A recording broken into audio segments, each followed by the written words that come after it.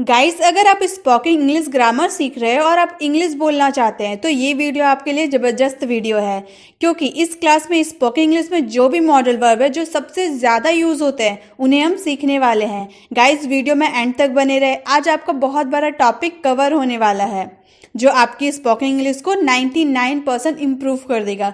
तो चलिए बिना टाइम वेस्ट के वीडियो को स्टार्ट कर। सबसे पहले है वुड। वुड का सेंस क्या होता है? कोई काम करेगा या होगा। इसका स्ट्रक्चर क्या है? सबसे पहले हम सब्जेक्ट, उसके बाद वुड, उसके बाद वर्ब का फर्स्ट फॉर्म, उसके बाद ऑब्जेक्ट। अब इसे एग्जाम्पल के थ्रू समझते हैं। मैंने कहा कि वह जीतेगा, मतलब मैंने पास्ट में कहा और फ्यूचर में वह जीतेगा, तो उसके लिए हम क्या यूज करेंगे? वुड का। चलिए इस स्ट्रक्चर को फॉलो करके हम इसका इंग्लिश सेंटेंस को बनाते हैं। मैंने कहा, आई सेड दैट। मैंने कहा के लिए आई सेड दैट। उसके बाद क्या लगाना है? सब्जेक्ट ही, उसके बाद वुड लगाना था वुड, उसके बाद वर्ब का first form win. I said that he would win. जैसे आप कहीं जाते हैं, अब आपका फ्रेंड वहां पर नहीं पहुंच पाता है तो आप दूसरे फ्रेंड से बोलते हैं ना कि उसने मुझसे कहा था कि वह आएगा। तो इस वाले सेंस में हम वुड का यूज करते हैं कि उसने कहा था कि वह आएगा। आया नहीं है लेकिन उसने कहा था कि वह आएगा, तो इस वाले सेंस में आप वुड का यूज कीजिएगा। नेक्स्ट एग्जाम्पल है, उसने कहा कि वह आएगा। He said that he would come. He said that he would come. उसने कहा कि वह आएगा। तो आप समझ गए वुड का यूज कब करना है? जब आप पास्ट में कोई बात बोलते कि वह फ्यूचर में होगा, तो उस वाले सेंस में आप वुड का यूज कीजिएगा। अब नेक्स्ट देखते हैं। नेक्स्ट है वुड बी। वुड बी का सेंस क्या होता है? होगा या रहा होगा।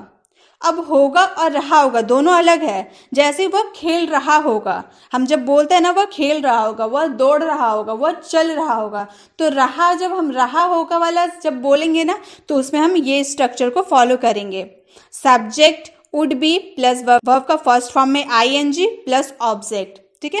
और जब हम ये बोलते हैं कि वह घर पर होगा, वह दुकान पे होगा, वह स्कूल पे होगा, तो होगा जब बोलेंगे ना तब हम ये वाले स्ट्रक्चर को फॉलो करेंगे। सबसे पहले सब्जेक्ट बोलेंगे, उसके बाद वुड बी प्लस ऑब्जेक्ट बोलेंगे। क्लियर? अब एग्जाम्पल के थ्रू समझते हैं। वह खेल रहा होगा। आप अपने फ्रेंड को बोल रहे हैं कि आपका दूसरा फ्रेंड अभी खेल रहा होगा, तो उस वाले सेंस में सबसे पहले हम क्या लगाएंगे? सब्जेक्ट, फिर वुड बी, उसके बाद वर्ब के फर्स्ट फॉर्म में आईएनजी। ये वाला स्ट्रक्चर को हम लोग फॉलो करेंगे।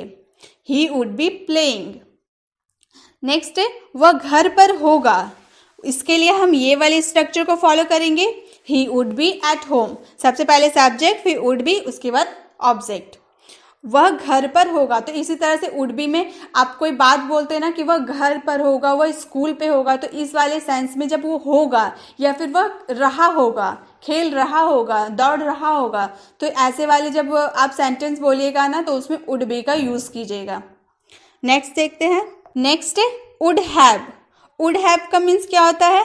पास होगा या काम कर चुका होगा। जब पास होगा वाला सेंटेंस बोलेंगे तो हम ये वाले स्ट्रक्चर को फॉलो करेंगे। सबसे पहले सब्जेक्ट लगाएंगे, फिर वुड हैव प्लस ऑब्जेक्ट। और जब हम बोलेंगे वह काम कर चुका होगा, कर चुका होगा वो काम, उसके लिए हम यूज करेंगे subject would have plus verb का थर्ड फॉर्म प्लस ऑब्जेक्ट। अब इसे एग्जाम्पल के थ्रू समझते हैं। जैसे वह खेल चुका होगा, हम ये वाला बात बोल रहे हैं ना, मतलब वो काम कर चुका है, वह खेल चुका होगा, तो उसमें सबसे पहले हम सब्जेक्ट लगाएंगे, फिर वुड हैव प्लस वर्ब का third form. He would have played. Play का थर्ड फॉर्म प्लेड। उसके पास पेन होगा, तो ये वाला हम स्ट्रक्चर को फॉलो करेंगे, मतलब उसके पास पेन होगा। जैसे आप अपने पापा के साथ कोई दुकान में जाते हो तो आपके पापा बोलते हैं ना कि अपनी बहन के लिए कोई पेन ले लो, तो आप बोलते हैं ना कि आपकी बहन पास पेन होगा, मतलब आप बोल रहे हैं कि उसके पास होगा वो। तो इस वाले सेंस में हम वुड हैव का यूज करेंगे। क्लियर? तो वुड हैव में हम किस में यूज करेंगे आपको समझ में आ गया। अब आगे देखते हैं। आगे है वुड हैव टू। इसका मतलब है पड़ता होगा, मतलब वो काम उसको करना पड़ता होगा। आपको ये गारंटी नहीं कि वो हमेशा वो काम करता है, बस आप बोल रहे हैं कि हाँ उसे वो करना पड़ता होगा, तो उसमें हम किस स्ट्रक्चर को फॉलो करेंगे? सबसे पहले सब्जेक्ट, फिर would have to plus verb का फर्स्ट फॉर्म प्लस ऑब्जेक्ट। आप इसे एग्जाम्पल में देखते हैं। रिया को खाना बनाना पड़ता होगा। जैसे कि मान लो आप अपने फ्रेंड के घर गए, आपका फ्रेंड का नाम रिया है, आप अपनी फ्रेंड के घर गए, वो वहाँ पर खाना बना रही है, तो आप उसको देखकर ये बोलोगे ना उसे खाना बनाना पड़ता होगा। मतलब ये ज़रूरी नहीं है कि वो हमेशा खाना बनाती है, आप बस अपने हिसाब से बोल रहे हो कि उसे खाना बनाना पड़ता होगा, तो उस वाले सेंस में हम वुड हैव टू का यूज़ करेंगे। कैसे करेंगे वो स्ट्रक्चर के थ्रू समझते हैं। सबसे पहले हम लोगों ने सब्जेक्ट, रिया एक सब्जेक्ट हो गई, सब्जेक्ट लगा दिए। उसके बाद would have to plus verb का फर्स्ट फॉर्म, कुक का फर्स्ट फॉर्म कुक होता है। उसके बाद object the food, Riya would have to cook the food. Clear. Ram को पढ़ाना पड़ता होगा, Ram would have to teach, Ram would have to teach. तो आपको समझ में आ गया, कोई काम करना पड़ता होगा उस वाले सेंस में हम वुड हैव टू का यूज करेंगे।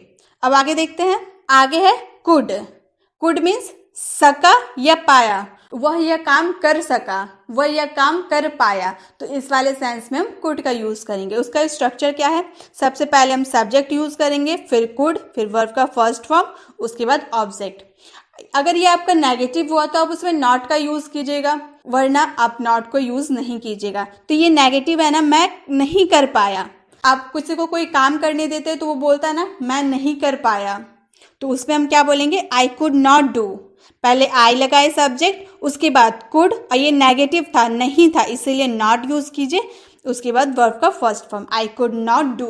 अगर यही आप बोलना होता मैं कर पाया, उसमें नहीं यूज नहीं करेंगे, नेगेटिव नहीं, मैं कर पाया, तो आप क्या बोलिएगा, आई कुड डू। आप पहले सब्जेक्ट यूज कीजिएगा, उसके बाद कुड, उसके बाद वर्ब का first form, I could do. इसी तरह से वह नहीं जा पाया, ये भी नेगेटिव है, वह वहां नहीं जा पाया, तो वह नहीं जा पाया के लिए he could not go, he could not go. Could का यूज कब करेंगे, जब आप वो काम किए हैं, मतलब वो काम कर सका है या कर पाया है, तब कुड का यूज करेंगे। अब आगे देखते हैं। आगे है कुड बी, हो सकती थी या हो सकती है, इस वाले सेंस में हम कुड बी का यूज करेंगे। उसका स्ट्रक्चर क्या है, सबसे पहले सब्जेक्ट, फिर could be and the last other words. ठीक है, इसमें वर्ब नहीं लगाना है। एग्जाम्पल क्या है, यह खतरनाक हो सकता है। जैसे आप रास्ते में चल रहे हो, आप देख रहे हो कोई बच्चा बिजली के तार को छूने जा रहा है, उसे बोलोगे ना रुक जाओ यह खतरनाक हो सकता है। आपको ये नहीं पता कि वह खतरनाक होगा, आप बस बोल रहे हैं कि वह खतरनाक हो सकता है, तो इस वाले सेंस में आप कुड बी का यूज कीजिएगा। जैसे सबसे पहले हम क्या लगाएंगे, सब्जेक्ट लगा दिए इट, उसके बाद कुड बी, उसके बाद other word risky. It could be risky, वह खतरनाक हो सकता है। जैसे आपको अगर पता होता वो बिजली का तार खतरनाक है, तो आप वो बच्चे को क्या बोलते कि यह खतरनाक है, लेकिन आपको ये नहीं पता कि वह खतरनाक है, इसीलिए आप बोले वह खतरनाक हो सकता है। तो हो सकता है के लिए हम क्या बोलेंगे, कुड बी। इसी वाले सेंटेंस को आप पास्ट में भी बदल सकते हैं, वह खतरनाक हो सकता था, तो भी हम यही स्ट्रक्चर को फॉलो करेंगे और यही सेंटेंस हम लोग का बनेगा। वह अभी यहाँ हो सकता है, he could be here right now, he could be here right now. आपको सेंटेंस देख के समझ में आ रहा होगा स्ट्रक्चर के थ्रू हम लोगों ने किस तरह फ्रेम किया है। तो हो सकता है और या हो सकती थी वाले सेंस में हम क्या यूज करेंगे, कुड बी का यूज करेंगे। अब नेक्स्ट देखते हैं। नेक्स्ट है कुड हैव, सकता था या पास हो सकती थी। इस वाले सेंस में सकता था, वह काम कर सकता था, उसके पास पेन हो सकती थी, तो ये सकता था या पास हो सकती थी के सेंस में हम कुड हैव का यूज करेंगे। इसका स्ट्रक्चर क्या है, सबसे पहले सब्जेक्ट, फिर कुड हैव प्लस वर्ब का third form plus object. Example क्या है, वह यहाँ आ सकता था, मतलब वो यहाँ है नहीं, आप बस बोल रहे हो कि वो यहाँ आ सकता था, तो इस वाले सेंस में हम क्या बोलेंगे, ही could have come here, he could have come here, मतलब वो यहाँ आ सकता था। कम का थर्ड फॉर्म भी कम ही रहता है। नेक्स्ट, तुम वहाँ जा सकते थे, मतलब आप किसी को बोल रहे हो ना तुम वहाँ जा सकते थे, वो गया नहीं है, बस आप बोल रहे हो कि वो तुम वहाँ जा सकते थे, तो उस वाले सेंस में हम कुड हैव का यूज करेंगे। You could have gone there, you could have gone there, यहाँ गो का थर्ड फॉर्म गॉन है, you could have gone there. तो आपको समझ में आ गया, जब आप किसी को बोलते हो ना तुम वहाँ जा सकते थे, तुम यहाँ आ सकते थे, या तुम्हारे पास ये पेन हो सकती थी, तो इस वाले सेंस में हम कुड हैव का यूज करेंगे। अब आगे देखते हैं। आगे है कुड हैव टू, करना पड़ सकता है, आपको ये काम करना पड़ सकता है के सेंस में हम कुड हैव टू का यूज करेंगे। इसका स्ट्रक्चर क्या है, सबसे पहले हम सब्जेक्ट लगाएंगे, फिर कुड हैव टू लगाएंगे, उसके बाद वर्ब का फर्स्ट फॉर्म लगाएंगे, लास्ट में ऑब्जेक्ट लगाएंगे। जैसे तुम्हें खेलना पड़ सकता है। मान लीजिए आप क्रिकेट खेलने गए हैं, आपका कोई एक फ्रेंड जख्मी हो गया है, तो आप अपने दूसरे फ्रेंड से बोलते हैं ना कि तुम्हें उसकी जगह पे खेलना पड़ सकता है। मतलब गारंटी नहीं कि वो खेलेगा ही, आपको वहाँ पर उसकी जगह पे खेलना पड़ सकता है। तब आप उस सेंस में कुड हैव टू का यूज़ कीजिएगा। जैसे you could have to play, सबसे पहले सब्जेक्ट, फिर कुड हैव टू, उसके बाद वर्ब का फर्स्ट फॉर्म। ऑब्जेक्ट रहेगा तो हम लोग लगाएंगे, ऑब्जेक्ट नहीं रहा तो हम लोग नहीं लगाएंगे। तो you could have to play, तुम्हें खेलना पड़ सकता है, उसे जाना पड़ सकता है। तो he could have to go. आपको समझ में आ गया कुड हैव टू का यूज़ हम कब करते हैं? जब हमें वो काम करना पड़ सकता है, तो उस वाले सेंस में हम कुड हैव टू का यूज़ करेंगे। अब आगे देखते हैं। अब है शुड। शुड मीन्स करना चाहिए। आप किसी को एडवाइस देते हैं या एडवाइस लेते हैं ना, तुम्हें ये काम करना चाहिए, एडवाइस के तौर पे आप उसे बोल रहे हैं, या फिर किसी से एडवाइस देते हैं, क्या मुझे वो काम करना चाहिए? तो करना चाहिए वाले के सेंस में हम शुड का यूज़ करेंगे। और एक वीडियो मैंने शुड की बनाई है, चाहे तो आप वो भी देख सकते हैं, उसमें भी मैंने काफ़ी अच्छे से एक्सप्लेन किया है कि सेंटेंस को बनाने का स्ट्रक्चर क्या है। सबसे पहले होगा सब्जेक्ट, उसके बाद शुड, उसके बाद वर्ब का फर्स्ट फॉर्म, उसके बाद ऑब्जेक्ट। जैसे आप किसी को एडवाइस देते हैं ना, तुम्हें करना चाहिए। जैसे कोई आपके सामने बोलता है नहीं मैं ये काम नहीं कर पाऊंगा, तो आप उसे बोलते हो ना तुम्हें करना चाहिए, एडवाइस दे रहे तुम्हें ये काम करना चाहिए। तो तुम्हें करना चाहिए के लिए बोलेंगे यू शुड डू। बस 3 वर्ड है, you should do. You subject, should इसमें लगाए, उसके बाद वर्ब का फर्स्ट फॉर्म, डू का first form do. You should do, तुम्हें करना चाहिए।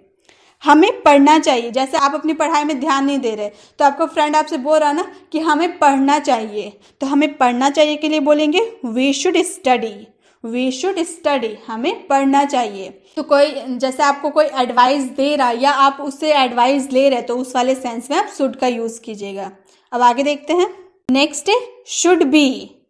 होना चाहिए या रहा होना चाहिए।